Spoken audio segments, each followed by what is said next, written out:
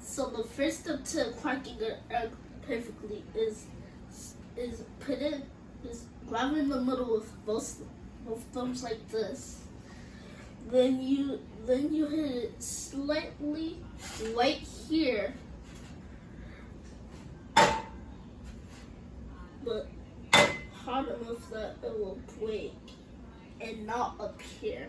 Try to break it away.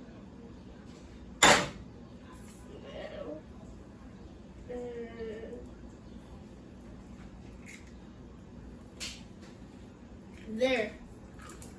Any shell inside?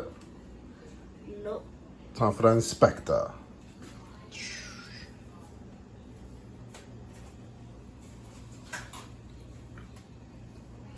No shell.